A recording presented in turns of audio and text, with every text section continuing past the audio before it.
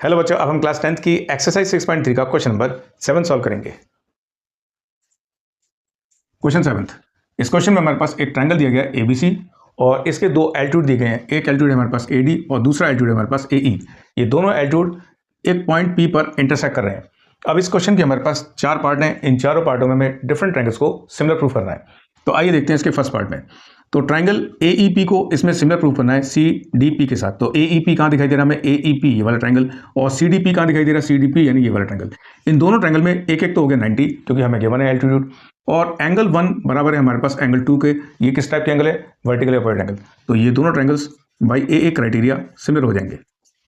अब देखते हैं सेकंड पार्ट को। सेकंड पार्ट में हमें ABD इसको प्रूफ करना है सिमिलर टू ट्रायंगल CBE के साथ। तो ABD देखते हैं कहाँ आ रहा है। ABD यानी ये वाला ट्रायंगल, और CBE हमें दिखाई देगा CBE ये वाला ट्रायंगल। अब इनको देखते हैं। तो इस वाले ट्रायंगल में ये 90 आ रहा है, और इस वाले ट्रायंगल में अगर हम देखें तो ये वाला 90 है क्योंकि CE एल्टीट्यूड है और इस वाले के लिए AD एल्टीट्यूड है। अब दोनों में एंगल B कैसा रहा है? कॉमन। तो इससे दोनों ट्रायंगल्स हमारे AA क्राइटेरिया से सिमिलर हो जाएंगे। तो ये भी बाई AA क्राइटेरिया सिमिलर हो गए। अब देखते हैं इसके थर्ड पार्ट को। तो थर्ड पार्ट में हमें प्रूफ करना है ट्रायंगल AEP को सिमिलर प्रूफ करना है ADB के साथ। तो AEP हमारे पास यही दिखाई दे रहा है, और यहाँ पर है हमारे पास ADB। ADB कहाँ आ रहा है? ADB इसके साथ। तो देखते हैं कि इन दोनों को हम कैसे सिमिलर करें। तो इस ट्रायंगल में एंगल A दिखाई दे रहा है, तो मान लेते हैं इसको एंगल 3, और इस वाले ट्रायंगल भी हमें एंगल 3 दिखाई दे रहा है। इस वाले ट्रायंगल में ये वाला एल्टीट्यूड आ रहा है CE, और इस वाले ट्रायंगल में AD एल्टीट्यूड आ रहा है। तो एक 90 हो गया, और ये दोनों में कैसा आ गया? कॉमन आ गया। तो ये भी आ जाएगा हमारे पास बाई AA क्राइटेरिया। ये दोनों भी सिमिलर हो जाएंगे। अब देखते हैं इसके फोर्थ पार्ट को।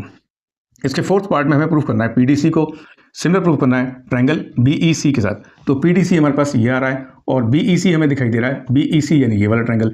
तो इन दोनों में हम इस एंगल को देखें तो ये एंगल तो दोनों में कॉमन आ रहा है क्योंकि ये इस वाले ट्रायंगल में भी दिखाई दे रहा है, और यही एंगल हमें इस वाले ट्रायंगल में भी दिखाई दे रहा है। अब इस वाले ट्रायंगल का ये आ रहा है 90 क्योंकि AD एल्टीट्यूड है, और इस वाले ट्रायंगल में ये वाला CE 90 आएगा क्योंकि CE एल्टीट्यूड है। तो ये वाले भी दोनों triangles by AA criteria similar हो जाएंगे। Hence fruit.